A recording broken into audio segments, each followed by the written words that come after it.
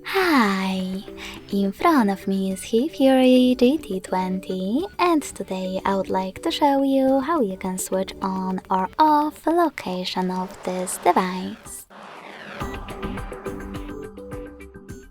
First of all, go into Tab menu and look for location icon.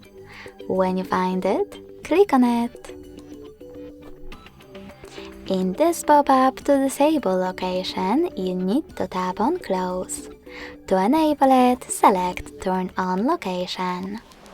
Mine was already on, so when I click on Close and go back, I can see that location of this device is off.